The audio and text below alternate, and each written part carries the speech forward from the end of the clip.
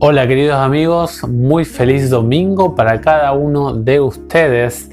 Gracias por acompañarnos en este grato momento del canal de enseñanza bíblica que estamos leyendo todos los días. Tratamos de sacar algunas reflexiones de algunos de los pasajes del capítulo del día de hoy.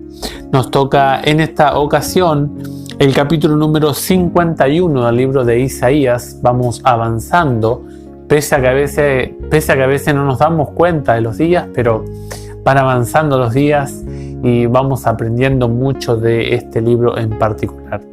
Vamos a orar y le vamos a pedir al Señor que Él nos acompañe. Querido Padre que moras en el cielo, te damos muchísimas gracias, nuestro buen Dios, porque podemos estar iniciando una nueva semana. Queremos pedirte que nos acompañes en ella, que nos permitas realizar todas las actividades que tengamos que hacer, pero en tu compañía y en tu aprobación, Señor. Queremos, por favor, suplicarte que nos acompañes en este momento al leer tu palabra. Y lo hacemos en el nombre de Cristo Jesús. Amén. En el capítulo de hoy se hablan de muchos temas, pero básicamente lo que enfoca en mayor grado el capítulo de hoy es la misericordia de Dios para con su pueblo, el consuelo de Dios para su pueblo y a su vez la culminación de la angustia o de la copa de angustia que estaba pasando el pueblo de Judá en la nación de Babilonia. En los versículos 1 y 2 específicamente habla, pues si podemos hablar así generalizando, de los versículos 1 al versículo 16, Dios le habla este mensaje específicamente a las personas que son fieles a Dios. Y después, en los versículos 17 al 23, Dios habla exclusivamente a las personas que estaban en Jerusalén, estaban con el pueblo de Dios, pero que estaban adormecidos espiritualmente hablando. Y en el versículo 1 y 2, Dios les dice que aquellos que siguen la justicia, aquellos que son leales al Señor, que presten mucha atención. Y Dios les llama la mirada a que observen de como así una roca que está en un lugar sin forma, que está quieta, sin ninguna utilidad. Dios empezó a tallar en ellos una figura como un buen arquitecto, empezó a hacer una obra diferente con esa roca. Y habla de la cantera en la que ha sido extraído el pueblo de Dios. Dios le está diciendo, pueblo, ustedes no eran nadie. Pero aquellos que se han mantenido fieles, escúchenme porque yo les hago recordar el pasado, el origen de ustedes. Fíjense en su padre Abraham, dice el versículo 2. Y en Sara, que los dio a luz, cuando él era uno solo, yo lo llamé, lo bendije, lo multipliqué. Abraham estaba solito, dice Dios. Abraham era único con su familia, pero yo lo llamé a él y multipliqué la bendición en su vida. Ahora el versículo 3 habla de que Dios va a consolar a su pueblo. El Señor consuela a Sión. ¿Y cómo lo va a consolar? Bueno, en el versículo 4 al versículo 6, Dios va a dar diferentes aspectos del consuelo. En primer lugar, el versículo 4, Dios dice, la ley mía está en este pueblo. Por lo tanto, este pueblo no anda en oscuridad. Este pueblo, como tiene mi consejo, mi contenido moral, es un pueblo que alumbra. Es un pueblo que sabe de dónde viene y a dónde va. Hablamos un poquito allá en el capítulo 48. Ustedes pueden buscar el video. Pero van a ver de que en el capítulo 48 hablamos de los beneficios de la ley de Dios. Y el beneficio principal es que la ley de Dios está hecha no para negarnos cosas buenas, sino para hacernos felices. En el versículo 5 van a ver ustedes que la justicia que imparte, la equidad, la igualdad que reparte la aplicación de la ley de Dios, alcanza a todos. El versículo 5 declara: estará mi justicia cerca, mi salvación aparecerá como la luz y mis brazos juzgarán a los pueblos, a todos. Y luego dice: y a las costas lejanas que esperan en mí y que ponen su esperanza en mi brazo. Recuerden, costas lejanas, pueblos, hace alusión al alcance a todas las naciones, a todos los gentiles. Y el versículo 6 habla de que lo natural puede llegar a perecer, puede llegar a desaparecer, pero el plan de Dios llegará a su cumplimiento. En los versículos 7 y 8 es interesante que nos habla, nuevamente hace referencia a los obedientes. Y en el versículo 4 se nos presentaba al pueblo que tenía la ley moral, pero casi todos se habían apartado de la ley moral de Dios. Se habían separado de la propuesta de santidad de parte de Dios. Y este texto, exclusivamente el 7 y el 8, habla acerca del final del impío y el final o la propuesta para el que es fiel. Dice: escúchenme los que conocen la justicia, los que tienen la ley de Dios, ¿no? El pueblo que tiene mi ley en su corazón. No teman el desprecio de los hombres, ni se atemoricen por sus ultrajes, porque la polilla se los comerá como un vestido, como a la lana los consumirá la tiña, pero mi justicia permanece para siempre y mi salvación por todas las generaciones. Aquí se indica de que el que es fiel debe estar confiado en el Señor. Los seres humanos, los babilonios en este caso, ¿no? Y después la gente que está a mi alrededor, yo siendo fiel a la Biblia, más allá de una iglesia, siendo fiel a la palabra del Señor, las personas que están a mi alrededor se me pueden burlar, me pueden menospreciar, me pueden criticar.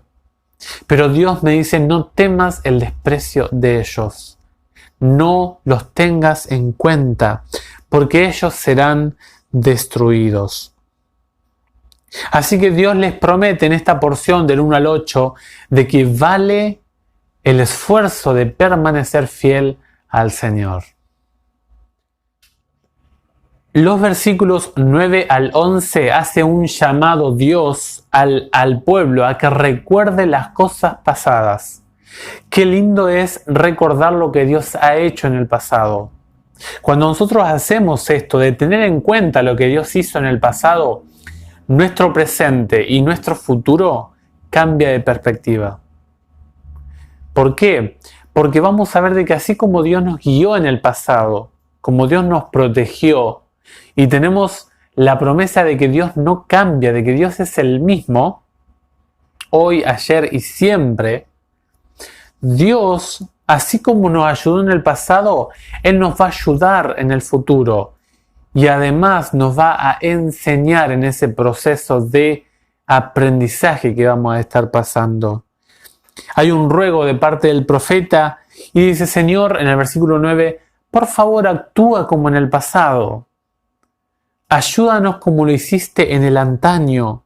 ¿Y cuáles fueron las obras de Dios? En el versículo 10 ustedes van a ver de que se habla, 9 y 10 se habla de Rahab, se habla de el mar, se habla de Egipto, en otras palabras. Ese acontecimiento en muchas partes de la Biblia se repite. Y fue como un acontecimiento que marcó al pueblo de Israel. Y marcó a todas las naciones también. Las naciones temían a Israel por lo que escuchaban acerca del Dios suyo, ¿no? Fue un acontecimiento total y puramente milagroso. Y la Biblia en el versículo 11 dice: los rescatados del Señor volverán, llegará nación entre gritos de júbilo, una alegría eterna coronará sus cabezas, los acompañará el gozo y la alegría, huirán la aflicción y los gemidos. Dios dice en este pasaje que el pueblo de Dios sería vuelto del cautiverio. Serían librados de la Babilonia del pasado.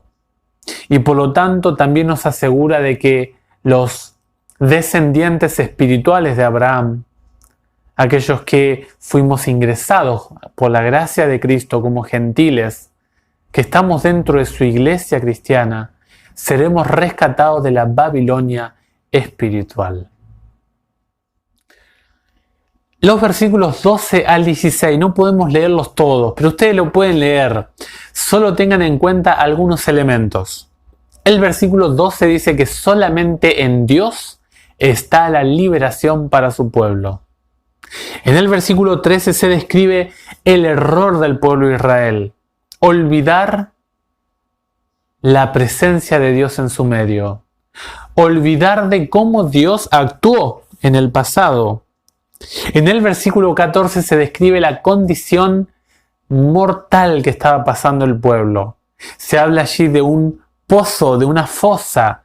En otras palabras, se habla de una situación de sepultura del pueblo de Judá. Si Dios no lo rescataba, el pueblo seguramente moriría. El versículo 15 habla acerca de cómo Dios conduce la naturaleza. Dios habla acerca de su poder creador y sustentador de su creación. Y finalmente el versículo 16 habla de que Dios colocó tanto en el pueblo, así también como en los profetas, y en este caso específicamente en Isaías, sus palabras para que sepan que hay un propósito de protección y de resguardo para con su pueblo. Y en los versículos 17 al 23, ustedes lo pueden leer de manera detenida en su casa.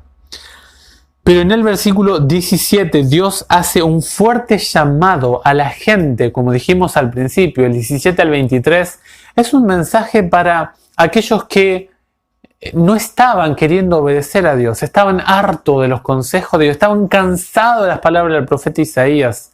Isaías, allí en el capítulo 28, la gente le decía: Isaías nos habla y nos repite como si fuéramos niños. Y Dios le dice: despierten ustedes, dejen de dormir, basta ya de continuar en el pecado, aprendan del exilio. En el versículo 18 se habla acerca de la situación de abandono, de desamparo, acerca de la situación que estaba teniendo Jerusalén. Y el verso 19 dice que le vinieron a Jerusalén dos males. Primero le vino uno y en consecuencia a ese primero le vino el segundo. El primero es la espada y el hambre. Es decir, vino una nación, un poder político, un gobierno más fuerte que el de Israel y trajo el hambre. Y la segunda es, el segundo mal, es el asolamiento y la destrucción, el abandono y la aniquilación del pueblo de Judá. Y están sin consuelo, dice el versículo 19. El verso 20, no hay nadie que la atienda, no hay nadie que cure sus heridas, no hay nadie que le ofrezca libertad, solo Dios. Versículo 12 que lo leíamos. Yo, dice el versículo 12, yo soy el que los consuelo. Solamente en mí hay salvación. Si no fuera por Dios, este pueblo hubiera quedado sepultado, catapultado para siempre. En el versículo 21 se habla acerca de una especie de ebriedad espiritual. No ebriedad de vino, porque no es el mensaje central que estaba hablando Dios para su pueblo, sino en el sentido de perder el sentido, perder la sobriedad espiritual. Un pueblo que estaba descarriado, un pueblo que estaba desorientado, andaba a los tumbos. Y específicamente le da este mensaje a los impíos que estaban en el pueblo de Judá. El versículo 22 habla de que la copa del ira, y esto se toma muchas veces y después lo aplica a la Babilonia espiritual, por ejemplo, Juan en el Apocalipsis, allí en Apocalipsis 14, por ejemplo, 10, habla acerca de la copa de la ira de Dios. Habla de que está la ira de Dios y uno la bebe, la ingiere. Y esa la copa de la ira había sido muy amarga para el pueblo de Dios. Había sido muy extensa y le había causado muchos estragos. Cuando el pueblo volvió de Babilonia, jamás volvieron a la idolatría. Tanto es así que se pelearon con los que estaban o los que habían sido puestos por los asirios en los lados de la tierra del norte, los samaritanos. Le dijeron: nunca más nosotros vamos a tener contacto con ustedes. Pero sí dice que los enemigos del pueblo de Dios beberían la ira de Dios. Queridos amigos, algunas enseñanzas muy bonitas. Cuando usted está pasando por situaciones difíciles, consuélese con el Señor. Recuerde cómo estaba usted antes de que Dios lo encuentre. Dios jamás, si usted lo deja trabajar obviamente, y yo, jamás nos deja en la misma situación. Los versículos 3, 4 y 5. El versículo 4 y 5 habla acerca de la propuesta moral de Dios. Dios quiere que usted y yo caminemos en la luz. Y no solamente nosotros de manera individual, y quizás hasta egoísta lo guardemos para nosotros, sino que le contemos a otros qué linda es la vida con Dios. Para eso son las prescripciones morales de Dios. Recordemos cuando estemos en situaciones malas el pasado, los versículos 9 al 11. ¿Actuó Dios en usted? Cuando recuerde eso, le aseguro que su presente y por lo tanto su mirada hacia el futuro va a ser de manera distinta. Queridos amigos, solamente en Dios hay libertad del pecado. Solo yo, dice el versículo 12, hay consuelo. El versículo 13, un riesgo, olvidarnos de Dios. Yo creo que el texto central de todo el capítulo es el versículo 13. ¿Te has olvidado de mí? Ojalá que no nos pase como le pasó al pueblo. Y quizá yo estoy dentro de las filas del pueblo de Dios, pero quizá en mi corazón reina la Babilonia espiritual. El versículo 17, despiértate y te alumbrará la luz del Señor. Desde el canal Enseñanza Bíblica les mandamos un fuerte abrazo a cada uno de ustedes. Dejen sus pedidos de oración, que hay una propuesta, un equipo de oración por ellos. Muchas familias que están pasando por problemas, por situaciones difíciles, estamos orando por ustedes. Estamos teniéndolos en nuestras oraciones. Dios les bendiga, les cuide, que puedan empezar una feliz semana. Dios les acompañe en todo lo que hagan y si así el Señor lo desea, nos vemos en el próximo videíto. Hasta luego.